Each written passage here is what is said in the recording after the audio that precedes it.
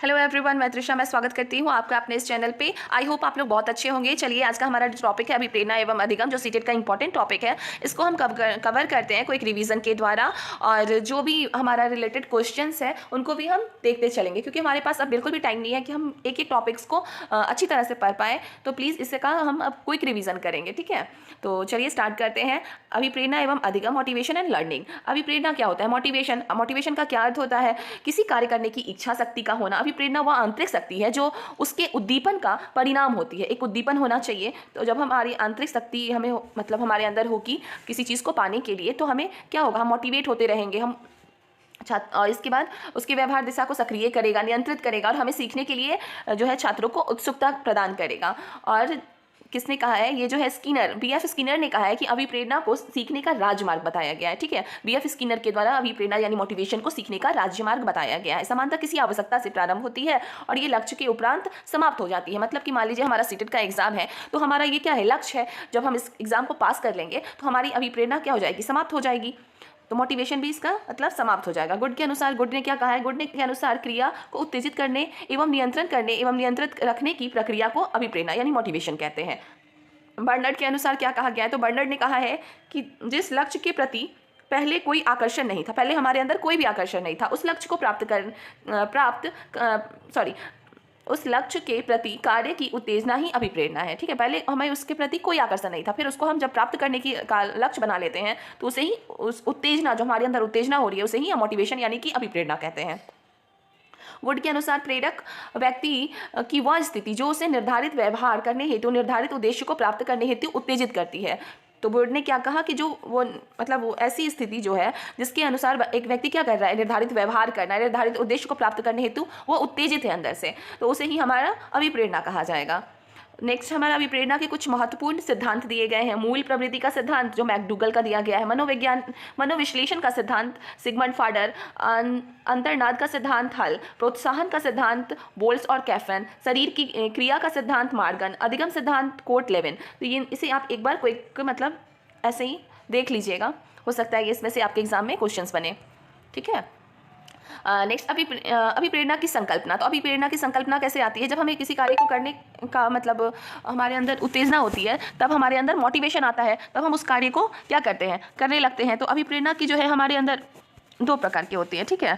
एक होता है हमारा अभिप्रेरणा, दो प्रकार का होता है, एक आंतरिक अभिप्रेरणा और एक बड़ा अभिप्रेरणा। और एक जो होता है सो हमारा क्या कहें, अभिप्रेरणा की कमी स्थिर, कमजोर और वंचित अनुभव कराएगी। अधिक अभिप्रेरणा हमें अपने उद्देश्य से भटका देगी। अगर हम अधिक मोटिवेट हो गए तो क्या होगा? हम अपने उद्देश्य से भटक जाएंगे। इस प्रकार हमें संतुलित प्रेरणा और सीमित स्तर पर उत्तेजना की आवश्यकता होती है, ठीक है। कोई भी चीज़ क्या है? सीमित होना चाहिए। तो वही बताया गया कि अभिप्रेरणा और जो उत्तेजना है वो भी हमारे अंदर सीमित होनी चाहिए। दूसरी ओर ब्रह्म उद्दीपक क्या होता है? बाहरी उद्दीपक क्या है? तो वो है हमारा रुपए, अच्छे अंक, भोजन, ये सब क्या है? बाहरी उद्दीपक है जो हमें उत्तेजना प्राप्त कर ले आई। अभिप्रेरणा क्या है? अभिप्रेरणा जो है सो व्यक्ति की विचारों और आकांक्षाओं का परिणाम होता है। अभिप्रेरणा यहाँ भी बताया गया। देखिए, यहाँ अभिप्रेरणा जो है सो दो प्रकार के होते हैं। एक स्वाभाविक अभिप्रेरणा जो व्यक्ति के अंदर होती है, और एक जो होता है जिसे हम कार्य करने से हुई प्राप्त प्रशंसा पर निर्भर करती है। और एक ब्रह्म अभिप्रेरणा जो कि बाहरी पुरस्कार जैसे रुपए, वेतन और प्राप्त अंकों आदि पर निर्भर करती है। तो आंतरिक अभिप्रेरणा की, स्वाभाविक अभिप्रेरणा जो हुई वो क्या हुआ? उससे हमें अंदर से अपने कार्य करने की इच्छा पर निर्भर करता है। और जो बाहरी अभिप्रेरणा जो मतलब कि हमें पुरस्कार मिल रहा है, वेतन मिल रहा है, तो इससे हम क्या हो रहे हैं? बाहरी रूप से अभिप्रेरित हो रहे हैं, तभी तो हम इससे मतलब काम कर रहे हैं। फिर इसके बाद हमारा क्या है? अभिप्रेरणा के प्रकार। तो अभिप्रेरणा के जो प्रकार होते हैं, आंतरिक अभिप्रेरणा जो बता दिया गया ना कि जो हमें हमारे अंदर से है, जैसे भूख लगना, प्यास लगना, नींद, प्यार, ये भी जो भी है इस सब चीज़ का उदाहरण है आंतरिक अभिप्रेरणा का। फिर बाहरी अभिप्रेरणा जैसे रुचि, इच्छा, आत्मसम्मान, सामाजिक प्रतिष्ठा, विशेष उपलब्धियाँ, सत्ता प्रेरक, पुरस्कार, इन सब चीज़ों, ये सब जो है बाहरी अभिप्रेरक यानी कि एक्सटर्नल मोटिवेशन देते हैं हमें। नेक्स्ट क्या है? अब अभिप्रेरणा की विशेषता। तो अभिप्रेरणा की क्या विशेषता होती है? मनोवैज्ञानिक ने अभिप्रेरणा की निम्नलिखित विशेषताएं बताई हैं। अभिप्रेरणा गतिशीलता और क्रियाशीलता का प्रतीक होती है, ठीक है। अभिप्रेरणा किसी कार्य करने के लिए ऊर्जा प्रदान करती है। कोई भी काम हम कर रहे हैं तो उसके लिए हमें अभिप्रेरणा की आवश्यकता होती है। अभिप्रेरणा के जो तत्व है उसको बताया गया। अभिप्रेरणा के दो प्रकार के तत्व होते हैं, एक सकारात्मक और एक नकारात्मक। सकारात्मक का मतलब है कि जब बच्चा अंदर से खुद से मोटिवेट है और अपनी इच्छा को पूरा करने के लिए वो जब काम खुद से कर रहा है तो वो क्या हो रहा है, तो उसके अंदर सुख और संतोष प्राप्त हो रहा है उस काम को करने से उसको। एक नकारात्मक अभिप्रेरणा जो नेगेटिव मोटिवेशन है, इससे क्या होता है, इसे बालक के अंदर स्वयं से इच्छा नहीं हो रही है और दूसरे के कहने पर वह मतलब कि बाहरी प्रभाव से के कारण वह उस कार्य को कर रहा है, ठीक है। तो उससे उसकी वांछनीय और निश्चित लक्ष्य को भी प्राप्त कर रहा है। जैसे छोटा बच्चा है, उसे खुद से मतलब आपको बोलना पड़ेगा पढ़ने के लिए। अगर वो पढ़ रहा है तो उसको आप बार बार बोलेंगे बेटा पढ़ लो, तुम फर्स्ट आना है, ऐसा वैसा, मतलब जो भी चीज़ है आप बच्चे को जब मोटिवेट कर रहे हो एक तरह से, तो ये क्या है, उसको बाहरी प्रभाव पड़ रहा है। बच्चे की इच्छा नहीं है लेकिन वो बच्चा उस कार्य को कर रहा है। तो छोटे बच्चे खुद से तो बैठते नहीं है, तो आपको खुद से मतलब कि उनको बताना होगा कि आपको पढ़ने से क्या होगा, चाहे अगर नहीं पढ़ोगे तो क्या होगा। तो इन सारी चीज़ों को हम क्या कहेंगे, बाहरी प्रभाव कहेंगे। तो इसी कारण क्या हो रहा है, बच्चा का मन नहीं है लेकिन बच्चा जो है वांछनीय एवं निश्चित इसको लक्ष्य प्राप्त कर लेता है इससे। फिर आवश्यकता पदानुक्रम सिद्धांत। ये सिद्धांत क्या है, मनोवैज्ञानिक ब्राह्म मस्लो ने बताया कि जो है पदानुक्रम सिद्धांत दिया का प्रतिपादन किया, जिसे मस्लो का 8 विकासात्मक अवस्था प्रतिमान के नाम से भी जाना जाता है, ठीक है। जो आवश्यकता पदानुक्रम का सिद्धांत जो अब्राहम मस्लो के दिया गया है, उसे हम 8 विकासात्मक अवस्था के प्रतिमान के नाम से भी जानते हैं।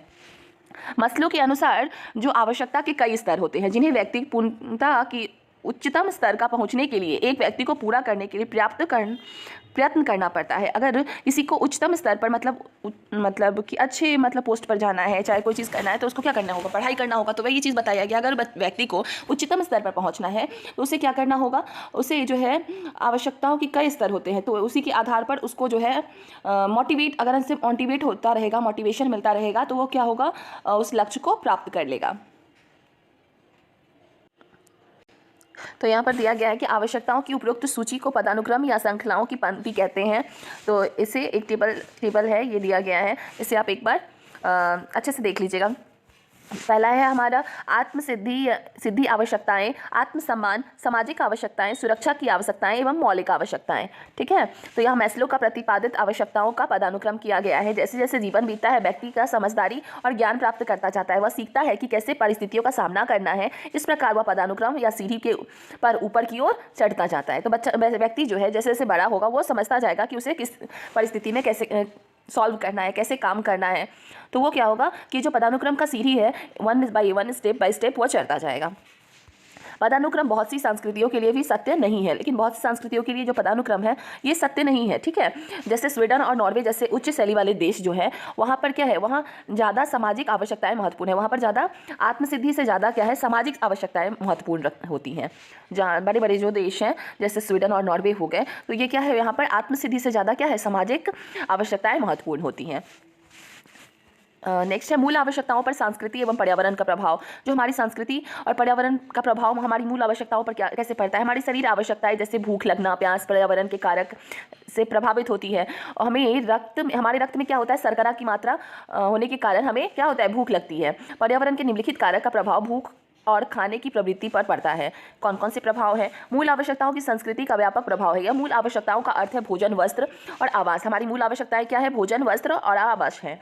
जो घर है वो हमारी मूल आवश्यकताएं हैं। संस्कृति का खान पान पर व्यापक प्रभाव पड़ता है। जिस प्रकार की हमारी संस्कृति होगी, हमारा रहन सहन का स्तर, वेशभूषा वैसा ही होगा। उदाहरण के लिए आदिवासी समूह के जो जंगलों में रहते हैं वो क्या करते हैं, फूस के मकान बनाते हैं, अपने जीवन उपरांत जंगल का उत्पादन पर निर्भर रहते हैं। उनका समाज, धर्म सभी दूसरे से अलग अलग होता है, अर्थात उनके जीवन में संस्कृति का महत्वपूर्ण योगदान रहता है। वो अपनी संस्कृति से बहुत कनेक्टेड रहते हैं। मूल आवश्यकताओं का पर्यावरण पर व्यापक प्रभाव। तो पर्यावरण पर क्या व्यापक प्रभाव पड़ता है, यहाँ पर्यावरण के अंतर्गत परिवार, समाज, आसपास, विद्यालय आदि आता है। इन सभी पर पर्यावरणीय कार्यों का प्रभाव व्यक्ति के जीवन पर पड़ता है। व्यक्ति अपने आसपास के पर्यावरण से सम्मान की आकांक्षा, प्रतिष्ठा की आकांक्षा रखता है।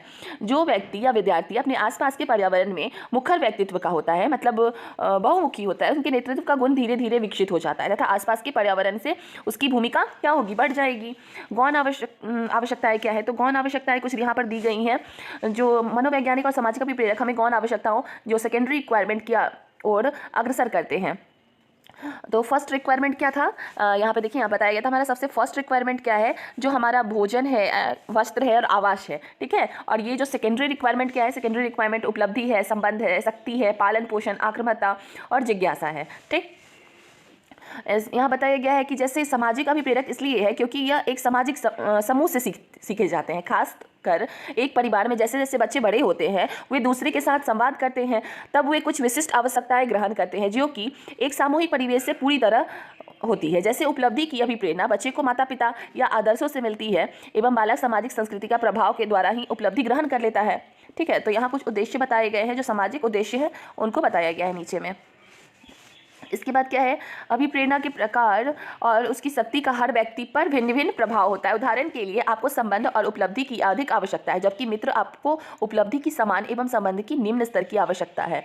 ठीक है, तो हमारे जो उपलब्धि की आवश्यकता क्या है, हमारा संबंध जो है सो उपलब्धि की आवश्यकता है, और हमारा मित्र भी उपलब्धि की निम्न स्तर की आवश्यकता है। नेक्स्ट है प्रेरणा देने वाले घटक। तो प्रेरणा देने वाले कौन कौन से घटक होते हैं? प्रेरणा देने वाले घटक में हमारा उत्तेजना है। ठीक है, किसी कार्य को करने के लिए तीव्र अभिलाषा जो है, स्टिमुलेशन जो है, उसे उत्तेजना कहते हैं। डोनाल्ड हैब ने कहा है कि उत्तेजना तथा जागरूकता शक्ति प्रदान करती है, लेकिन दिशा जो है निर्देश प्रदान नहीं करती। यह एक इंजन का समान काम करती है, लेकिन यह मार्ग परिवर्तन में करने वाला साधन नहीं है। ठीक है, एक इंजन के समान काम कर रही है, लेकिन एक मार्ग परिवर्तन हमें नहीं करवा सकती है हमारा। नेक्स्ट है उत्तेजना जो है निम्न, मध्य और उच्च हो सकती है। आकांक्षा, एम्बिशन, हमारा एक एम्बिशन होना चाहिए, वो जैसे कि हमें उत्तेजना स्तर से सीधा संबंध है। हमें उत्तेजना हो उठते हैं जब हम किसी काम को करने के लिए उत्तेजित हो उठते हैं, तब देखते हैं कि कुछ और देखना और कुछ और चाहते हैं। मतलब कि हम जब किसी काम को करना चाहते हैं तो हम अंदर उत्तेजित हो उठते हैं।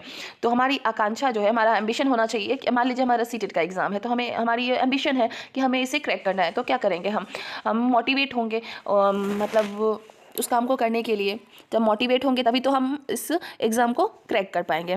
देन है प्रोत्साहन क्या है?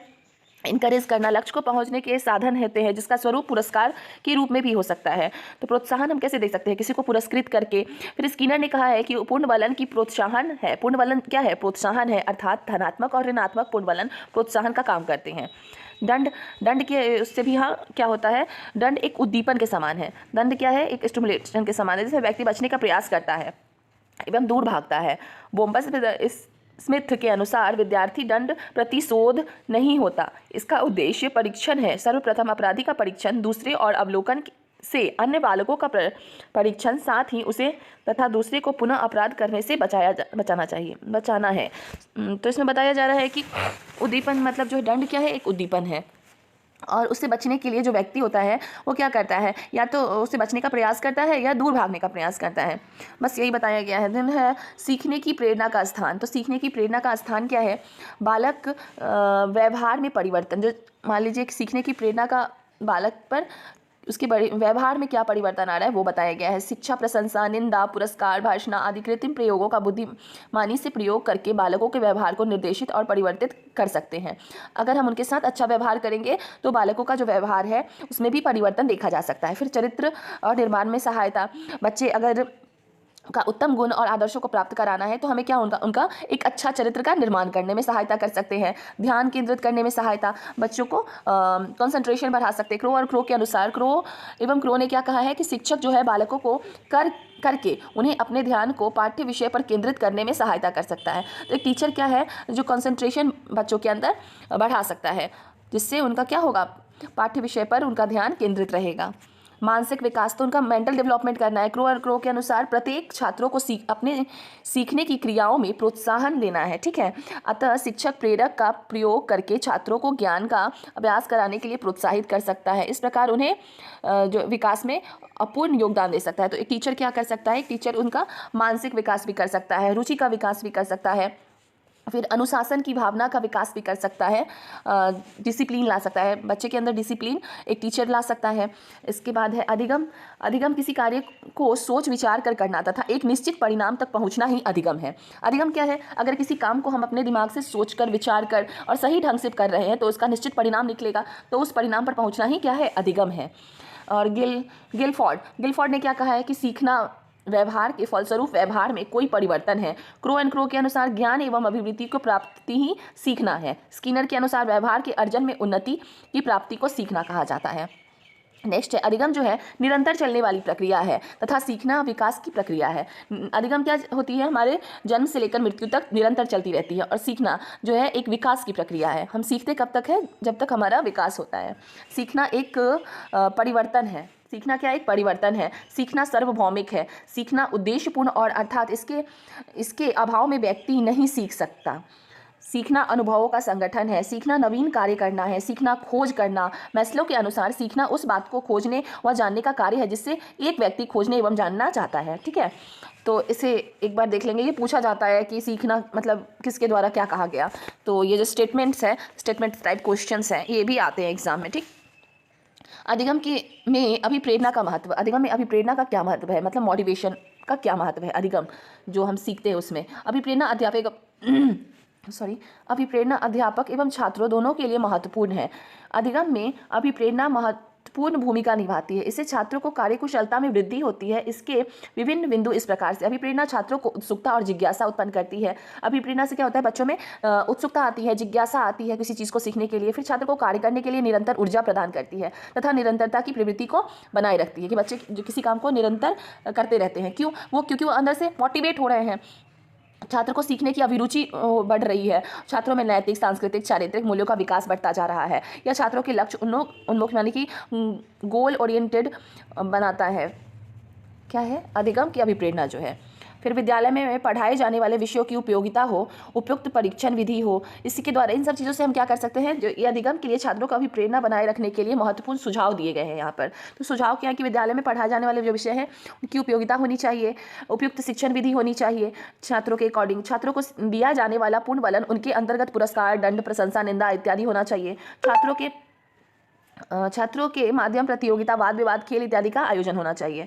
तो इन सारी चीज़ों को मतलब बताया गया है कि बच्चे के अकॉर्डिंग सारी चीज़ें, जो पाठ्य पुस्तक है, जो भी चीज़ें हैं, सारी चीज़ें क्या होना चाहिए, चाइल्ड सेंटर होना चाहिए, बच्चे को ध्यान में रखकर होना चाहिए। यहाँ भी पुरस्कार के माध्यम से बच्चों के विद्यालय में प्रतिस्पर्धा वातावरण उपलब्ध कराना है, बच्चों को जिज्ञासु, उत्सुकता भाव का उत्पन्न कराना है। फिर अधिगम में योगदान देने वाले कारक व्यक्तिगत एवं पर्यावरणीय। तो अधिगम में योगदान देने वाले कारक कौन कौन से? मनोवैज्ञानिक ने अनुसंधान के आधार पर माना है कि अधिगम की प्रक्रिया में व्यक्तिगत एवं पर्यावरणीय दो कारक जो है सो असाधारण योगदान देते हैं। इसके बिना अधिगम की प्रक्रिया पूर्ण नहीं हो सकती। तो इसके दो कारक का वर्णन इस प्रकार दिया गया है। व्यक्तिगत कारक, तो व्यक्तिगत कारक जो है वो शारीरिक और मानसिक दशाएं हैं। बच्चे की जैसी शारीरिक और मानसिक दशा होगी, निम्न बच्चे जो होंगे उनकी बुद्धि लब्धि सामान्य से बेहतर होती है,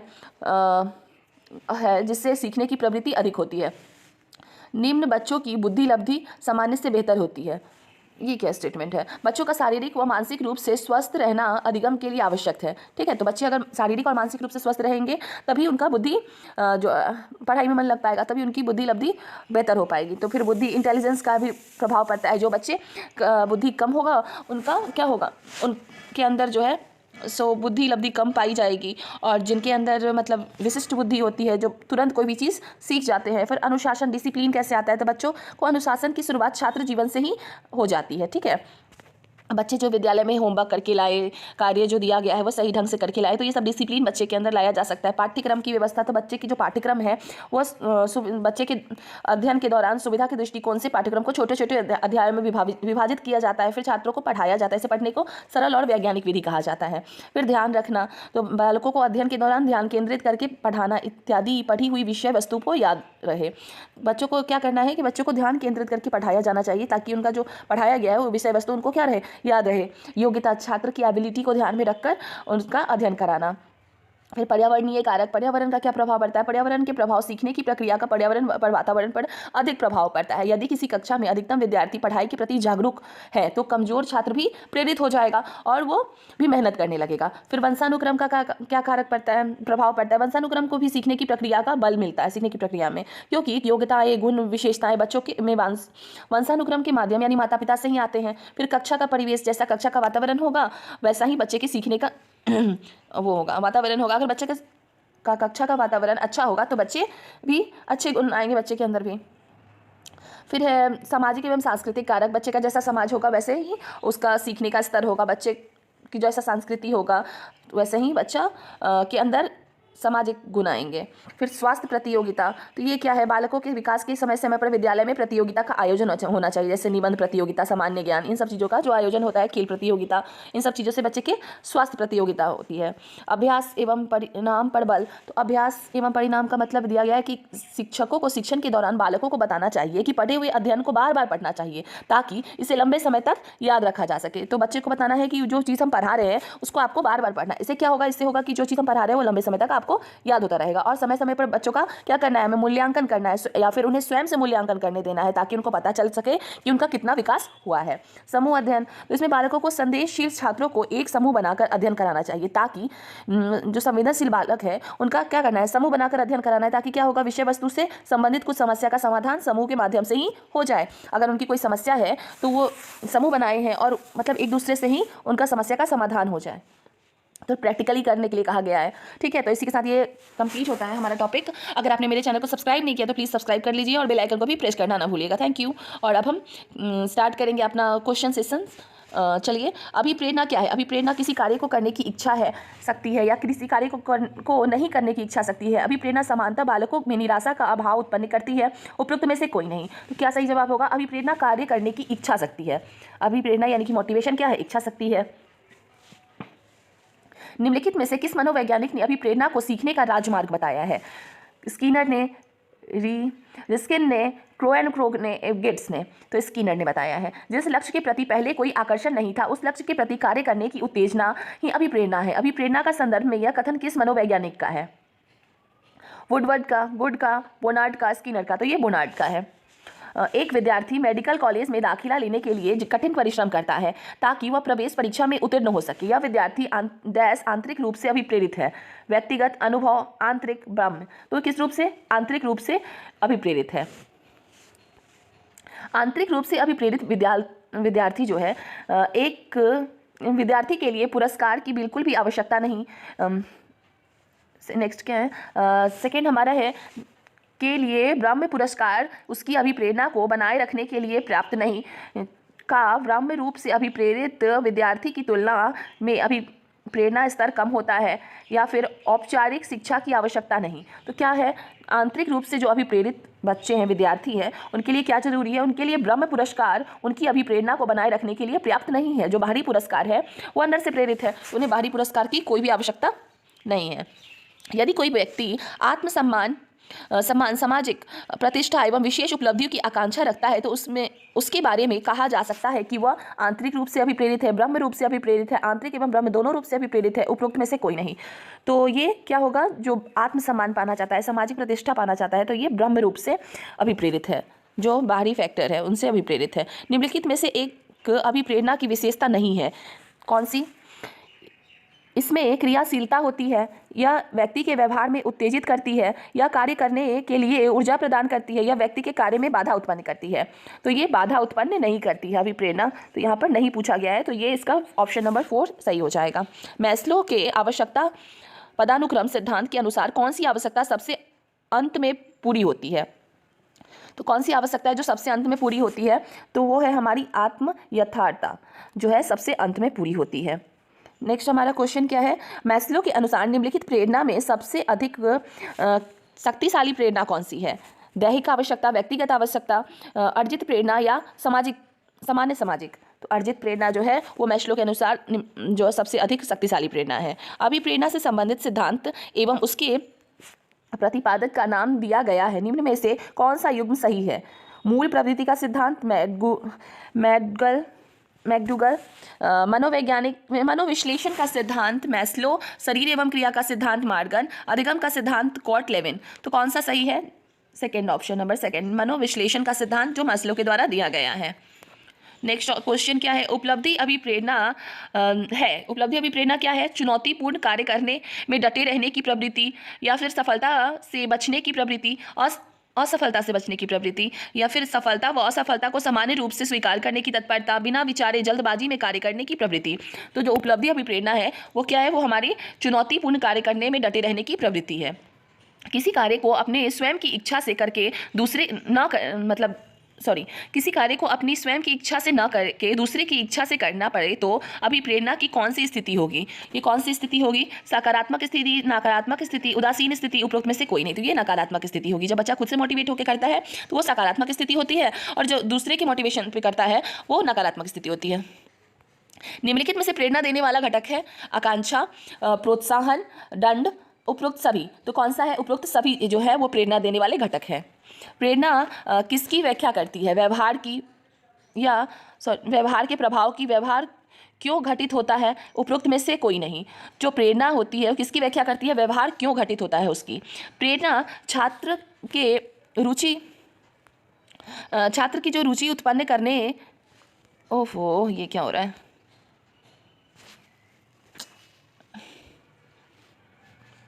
ये रहा। हाँ, प्रेरणा छात्र में रुचि उत्पन्न करने की अभी तो दिख ही नहीं रहा है, ललक है। दिया गया कथन किस मनोवैज्ञानिक का है? थॉमसन का है, गिलफोर्ड का है, क्रो एवं क्रो का है, पियाजे का है? ये थॉमसन का है। सीखने की प्रेरणा की भूमिका होती है, क्या होती है? ये बल व्यवहार में परिवर्तन लाती है, या चरित्र में निर्माण में सहायता करती है, या मानसिक विकास में को बढ़ाती है, या उपरोक्त सभी, ये सभी चीज़ों को बढ़ाती है। नेक्स्ट क्वेश्चन है, सीखने में प्रेरणा का स्थान अत्यंत महत्वपूर्ण है क्योंकि इसमें बालकों में क्या होता है? ये जो टिक लगाया हुआ है ना, ये बहुत बार पूछा गया क्वेश्चंस है, इसको थोड़ा ध्यान से देख लीजिएगा, ठीक है। इसमें ऑप्शन क्या है? व्यक्तिगत विभिन्नताओं में कमी होती है, शरीर की विकास होती है, अनुशासन की भावना का विकास होता है, सामाजिक गुण में सीमित रहते हैं। तो क्या होगा? सीखने में प्रेरणा का स्थान अत्यंत महत्वपूर्ण है क्योंकि ये अनुशासन की भावना का विकास होता है इससे। अधिगम के संदर्भ में निम्नलिखित में से क्या सही है? यह निरंतर चलते रहता है। अधिगम क्या होता है? निरंतर चलते की प्रक्रिया है, वह विकास की प्रक्रिया है, या उद्देश्यपूर्ण होता है, या अनुभवों का संगठन है। तो अधिगम जो है ये उपरोक्त सभी हो जाएगा इसका आंसर। अधिगम के संदर्भ में दिया गया कथन व्यवहार अर्जन में उन्नति की प्रक्रिया को सीखना कहते हैं। किस मनोवैज्ञानिक का है? स्किनर का, वाइगोत्स्की का, गिलफोर्ड का, क्रो एवं क्रो का? ये स्किनर का दिया गया है। ये जो अधिगम के संदर्भ में क्या कथन दिया गया है कि व्यवहार के अर्जन में उन्नति की प्रक्रिया को सीखना कहते हैं। अधिगम में अभिप्रेरणा का क्या महत्व है? अधिगम में अभिप्रेरणा का क्या महत्व है? यह छात्रों में उत्सुकता उत्पन्न करती है, यह छात्रों को कार्य करने के लिए आंतरिक ऊर्जा प्रदान करती है, छात्रों को नैतिक मूल्य को बढ़ावा देती है, उपरोक्त सभी। तो ये सभी चीज़ों को बढ़ावा देती है। छात्रों में अधिगम के प्रति आकर्षित करने के लिए अभिप्रेरणा महत्वपूर्ण भूमिका निभाती है। इसे बढ़ाने के लिए शिक्षक को क्या करना चाहिए? छात्रों के मध्य प्रतिस्पर्धा वातावरण उपलब्ध कराना चाहिए, अच्छे विद्यार्थियों को पुरस्कृत करना चाहिए, पढ़ाए जाने वाले विषय को उपयोगिता हो, उपरोक्त सभी। तो एक टीचर को क्या करना चाहिए? ये सारी चीज़ें करनी चाहिए। शिक्षक एक राष्ट्र निर्माता होता है। इस दृष्टिकोण से यह जरूरी है कि शिक्षक भी पढ़ाने के प्रति अभिप्रेरित हो। यहाँ शिक्षकों से संबंधित अभिप्रेरणा का अर्थ क्या है? एक सफल प्रेरक के रूप में छात्र के समक्ष स्वयं को प्रस्तुत करना, छात्रों की जिज्ञासा का भाव उत्पन्न करना, शिक्षकों के उच्च नैतिक मूल्यों को प्रस्तुत करना, शिक्षक को पढ़ने के संदर्भ में नवीन वैज्ञानिक दृष्टिकोण अपनाना। तो क्या करना चाहिए टीचर को? इन सारी चीज़ों को करना चाहिए। नेक्स्ट क्वेश्चन है हमारा 23 नंबर। अध्ययन की सुविधा के दृष्टिकोण से एक विद्यार्थी को पाठ्यक्रम को पढ़ाना चाहिए। उसे पाठ्यक्रम में छोटे छोटे अध्यायों में विभाजित करके पढ़ाना चाहिए। उसे पाठ्यक्रम को बिना विभाजित किए हुए पढ़ा देना चाहिए। पाठ्यक्रम को छोटे छोटे हिस्से में बांटकर वैज्ञानिक विधि से पढ़ाना चाहिए। नहीं पढ़ाना चाहिए। उपरोक्त में से कोई नहीं। तो ये हमारा ऑप्शन नंबर फर्स्ट हो जाएगा। पाठ्यक्रम को छोटे छोटे अध्यायों में विभाजित करके पढ़ाना चाहिए। बालकों में पढ़ने वक्त निम्न में से किस बात पर अधिक बल देना चाहिए? विषय वस्तु को रटने पर, ध्यान लगा के पढ़ने पर, बातचीत करते हुए पढ़ने पर, उपरोक्त में से सभी। तो ये ध्यान लगा के पढ़ने पर ध्यान देना चाहिए। बालकों को सीखने की प्रक्रिया में कौन सा पर्यावरण कारक योगदान देता है? पर्यावरणीय कारक, वंशानुक्रम कारक, कक्षा परिवेश का कारक, ये सभी। तो ये सभी चीज़ें जो है बच्चा को जो है सीखने की प्रक्रिया में योगदान देते हैं। अधिगम की प्रक्रिया निम्न में से कौन सा व्यक्तिगत कारक योगदान देता है? व्यक्तिगत कारक पूछा जा रहा है। बालकों के सीखने की रुचि, शारीरिक मानसिक दशाएं, बुद्धि, उपरोक्त सभी। तो ये सारी चीज़ जो है सो क्या है उसकी व्यक्ति की मतलब अधिगम की प्रक्रिया के निम्न कौन सी व्यक्तिगत कारक है ये उसका, ठीक है। निम्न में से कौन एक सोचने की प्रक्रिया का अभिन्न अंग है? बुद्धि, रुचि, अनुकरण, अनुशासन। तो कौन सा है? ये बुद्धि है। ऑप्शन नंबर फर्स्ट हो जाएगा इसका। ये 28 नंबर क्वेश्चन क्या है? निम्नलिखित में से दिए गए कथनों में से कौन सा बालक को सीखने के लिए उन्हें सही है, ठीक है। तो पहला है बालकों में सीखने के लिए उन्हें प्रेरित करना चाहिए। बच्चों को सीखने के लिए शरीर व मानसिक रूप से स्वस्थ रहना बहुत जरूरी है। बच्चों बुद्धि बालकों में खोजी दृष्टिकोण को बढ़ाती है। अनुशासन छात्र जीवन का महत्वपूर्ण अंग है। तो क्या हो जाएगा इसका उपयुक्त सभी हो जाएगा, ठीक है। नेक्स्ट हमारा क्वेश्चन है 29 नंबर क्या है, अधिगम की प्रक्रिया में कौन सा पर्यावरणीय कारक इस बात पर बल देता है यदि समाज विकसित व शिक्षित होगा तो उस समाज के बच्चे भी पढ़ाई के प्रति सजग होंगे तथा सीखने के प्रति जिज्ञासु बनी रहेंगे। सामाजिक व सांस्कृतिक कारक, आर्थिक कारक, राजनीतिक कारक, समूह अध्ययन कारक। तो ये कौन सा होगा, ये हमारा सामाजिक व सांस्कृतिक कारक होगा। अध्यापकों को शिक्षण के दौरान शिक्षार्थियों को इस बात के लिए प्रेरित करना चाहिए, पाठ्यक्रम का अभ्यास करते रहना चाहिए ताकि पाठ्य लंबे समय तक याद रहे। अध्यापकों को छात्र को स्वयं मूल्यांकन पर भी बल देना चाहिए। उपयुक्त कथन किस पर्यावरणीय कारक की ओर संकेत करता है? अभ्यास एवं परिणाम से संबंधित कारक, सामाजिक कारक, वंशानुक्रम कारक या समूह अध्ययन का जो कारक होता है। तो ये हमारा फर्स्ट ऑप्शन सही होगा, अभ्यास एवं परिणाम से संबंधित कारक। नेक्स्ट है अध्यापक कक्षा में छात्रों को समूह अध्ययन एवं विषय वस्तु को संबंधित परिचर्या के लिए प्रोत्साहित करता है। निम्नलिखित कथनों में से कौन सी विशेषता समूह अध्ययन की है? यह संवेदनशील छात्रों का समूह होता है, ये अपने लक्ष्य के प्रति समर्पित होता है, विषय वस्तु पर परिचर्चा के माध्यम से इसे संबंधित समस्या का समाधान हो सकता है। उपयुक्त सभी। तो इसका हो जाएगा उपयुक्त सभी। एक अध्यापक विद्यालय में खेलने प्रतियोगिता, निबंध प्रतियोगिता तथा सामान्य ज्ञान पूछताछ प्रतियोगिता का आयोजन कराता है। इसके पीछे अध्यापक का क्या उद्देश्य हो सकता है? छात्रों के बीच प्रतिस्पर्धा वातावरण का निर्माण करना, छात्रों की पढ़ाई के प्रति सजग हो, छात्र की अभिरुचि की पहचान करना। उपयुक्त में से सभी। तो इसका उपयुक्त में से सभी हो जाएगा। फिर सीखने की प्रक्रिया में अभिप्रेरणा क्या है? सीखने की प्रक्रिया में अभिप्रेरणा शिक्षार्थियों की स्मरण शक्ति को पैना बनाती है, पिछले सीखे हुए को नए अधिगम से अलग करती है या फिर शिक्षार्थियों को एक दिशा में सोचने का योग्य बनाती है, शिक्षार्थियों के सीखने के प्रति रुचि का विकास करती है। तो ये शिक्षार्थियों के सीखने के प्रति रुचि का विकास करती है। डैश को एक अभिप्रेरित शिक्षण का संकेत माना जाता है। कक्षा में अधिगम उपस्थिति, फिर या शिक्षक द्वारा दिया गया औपचारिक कार्य या विद्यार्थियों द्वारा पूछा गया प्रश्न, कक्षा में एकदम खामोशी। तो ये क्या हो जाएगा? ऑप्शन नंबर 3, विद्यार्थियों द्वारा पूछा गया प्रश्न। निम्नलिखित में से कौन सा सीखने के लिए अधिकतम रूप से अभिप्रेरित करता है? बहुत सरल एवं कठिन लक्ष्यों का चयन करने की प्रवृत्ति, लक्ष्यों को प्राप्त करने की व्यक्तिगत संतुष्टि, ब्रह्म कारक, असफलता से बचने की अभिप्रेरणा। तो ये कौन सा हो जाएगा? लक्ष्यों को प्राप्त करने के लिए व्यक्तिगत जो संतुष्टि होती है। सो राकेश अति लोलुप्त वाला पाठक है, ठीक है। वह अपने कोर्स पुस्तकों को पढ़ने के लिए अतिरिक्त प्रायः पुस्तकालय जाता है और भिन्न प्रकरणों को पुस्तक पढ़ता है। इतना ही नहीं, राकेश भोजन अवकाश में अपने परियोजना का कार्य करता है। उसे परीक्षाओं के लिए पढ़ने के लिए अपने शिक्षकों अथवा अभिभावकों द्वारा कभी भी कहने की जरूरत नहीं होती। वह वास्तव में सीखने के आनंद लेता नजर आता है। जो कुछ सीखता है उसमें आनंद ले रहा है। उसे डैश के रूप में सर्वाधिक बेहतर रूप में वर्णित किया जा सकता है। वह आंतरिक रूप से अभिप्रेरित शिक्षार्थी है, तथ्य आधारित शिक्षार्थी है, शिक्षक अभिप्रेरित शिक्षार्थी है या मानक आधारित शिक्षार्थी है। वो क्या है? आंतरिक रूप से अभिप्रेरित है। एक विद्यार्थी उच्च स्तरीय सृजनशील रंगमयी कलाकार बनना चाहता है। उसके लिए निम्नलिखित में से कौन सा उपाय सबसे कम प्रेरक होगा? सबसे कम प्रेरक बताना है तो राज्य स्तरीय प्रतियोगिता को जीतने का प्रयास करना ताकि छात्रवृत्ति पाई जा सके, अपने रंगमय कला साथियों के साथ सहानुभूति पूर्ण स्नेह या सहयोग संबंध विकसित करना, उन रंगमंचीय कौशल को अधिक समय देना जिन्हें वह प्रफुल्लित होता है, संसार में श्रेष्ठ रंगमय कलाकारों की निष्पत्ति में संबंध साहित्य पढ़ने के लिए तथा उसे सीखने के प्रयास के लिए कहना। तो ये हमारा सबसे ऑप्शन नंबर फर्स्ट हो जाएगा, राज्य स्तरीय प्रतियोगिता को जीतने का प्रयास करना ताकि छात्रवृत्ति पाई जा सके। नेक्स्ट क्या है? नेक्स्ट है 38 नंबर। यह एक आंतरिक बल जो प्रोत्साहित करता है और व्यवहार परक प्रक्रिया के लिए बाध्य करता है एवं उस प्रक्रिया को विशिष्ट दिशा उपलब्ध कराता है। अभिप्रेरणा या फिर अध्यवसाय, संवेग, वचनबद्धता। तो अभिप्रेरण जो है। निम्नलिखित में से कौन सी शब्दावली प्रायः अभिप्रेरणा के साथ अंतः बदलाव के साथ इस्तेमाल की जाती है? पुरस्कार, संवेग, आवश्यकता, उत्प्रेरणा। तो ये आवश्यकता होती है। नेक्स्ट क्वेश्चन हमारा है डैश अभिप्रेरणा अनुभूतियों के संतुष्टिकरण की आवश्यकताओं तथा पहुंचने और व्यक्तिगत लक्ष्यों को प्राप्त करने की आवश्यकता संबोधित करती है। प्रभावी, भावनात्मक, संरक्षण उन्मुखी, सुरक्षा उन्मुखी। तो ये हो जाएगा भावनात्मक। इनमें से कौन सा सिद्धांतकार यह मत स्पष्ट करता है कि बच्चे अपनी वृद्धि एवं विकास हेतु कठोर अध्ययन करते हैं? Bandura, Maslow, Skinner, पियाजे। ये मैस्लो का दिया गया है।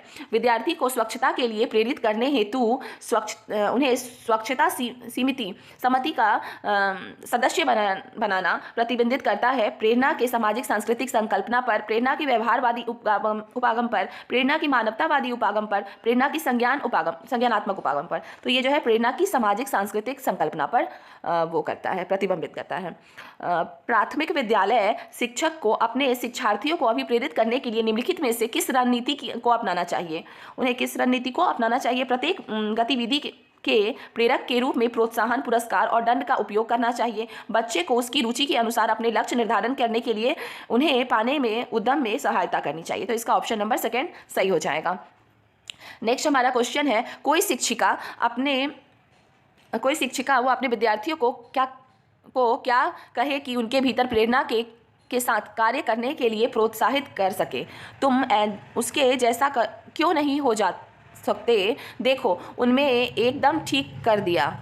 या फिर क्या कहना है, काम जल्दी करो तो तुम्हें एक ट्रॉफी मिलेगी, या फिर करने की कोशिश करो तुम सीख जाओगे। चलो इसे उनके करने से पहले समाप्त कर लो। तो ये क्या हो जाएगा? उन्हें क्या कहना है कि तुम कर सकते हो, ठीक है, उन्हें प्रोत्साहित करना है कि तुम ये काम कर सकते हो, तुम ये सीख सकते हो। कोई शिक्षिका अपने विद्यार्थियों को अध्ययन करने हेतु आंतरिक रूप से उत्प्रेरित करने के लिए कैसे प्रोत्साहित कर सकती है, कैसे कर सकती है? तो